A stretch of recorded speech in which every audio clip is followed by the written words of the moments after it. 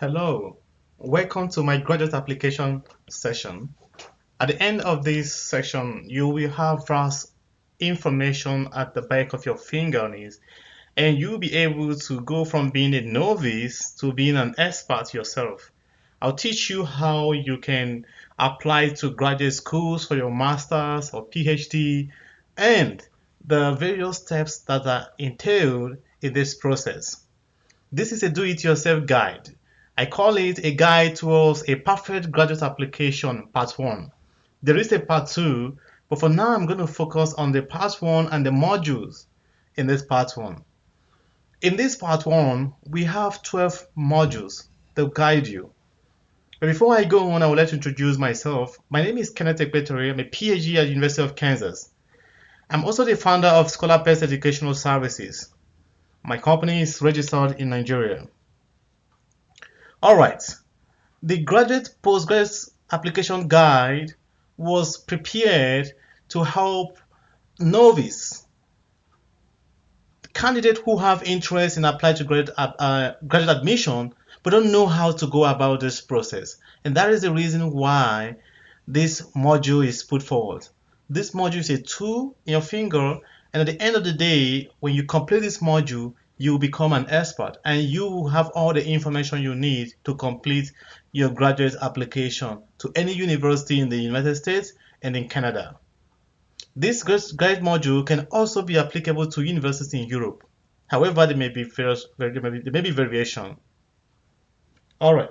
Now I want to show you the various module content of the module. So I call it a summary of the application procedures and considerations you must bear in mind. These considerations make up the 12th module. As you can see, we have 12 steps here. Each item number represents a module, and those are steps that you need to take to be able to complete the graduate application and secure admission and scholarship, also called funding in this regard. For the first one, we have finding relevant courses and job prospects. There is the first module in this series.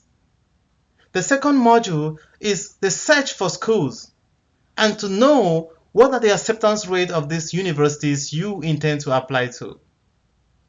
The third module will cover what materials you need to gather. You need to gather the application materials, but what are the materials that need to put together before you begin your application to any school? The fourth module covers the necessary tests that are optional, but you may require to take this test if your field requires you to take this test. You're going to find out as we make progress if you need to take this test and what are the purpose of this test. In the fifth module, we cover information about the funding. What are the funding options available to you? And what do this funding cover? You need to know this information to be able to plan properly, to know what admission you are to accept. In the sixth module, I cover contacting professors and why it is important. And I will teach you how to write a cold email in that module 6. In the module 7, I'm going to teach you how to write a good SOP. And I'll provide you a sample of well-written statement of research purpose. At the end of module 7, you will become an expert to know the various components of the SOP, how you are to begin it, the body, the conclusion, who is the target audience. You need to write a good and a winning SOP to secure admission and scholarship.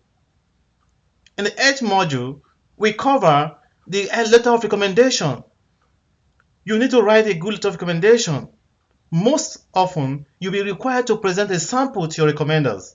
I'll teach you how to write an excellent letter of recommendation, and I'll provide you a sample to guide you. In the 9th module, we're going to cover drafting a good resume, a CV. And in this regard, I'll tell you what a resume is, a summary of a CV that covers the most important information and qualifications on your CV, usually 2 pages. I'll teach you how to write a resume.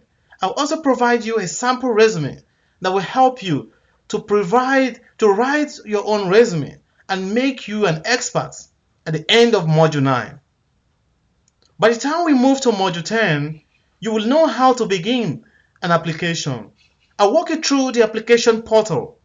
You will be able to complete the various sections, and then you will be able to submit your application. And in Module 11, we're going to cover some secrets on waiting stage. What should you do when you wait for this admission and scholarship to come through? I'll teach you these things in Module 11. And by Module 12, you'll be making decisions. Hopefully you got into several schools, but how do you know which schools you end up going to? These are the various module constituents. And I want you to stay tuned as we walk through this module from Module 1 to Module 12.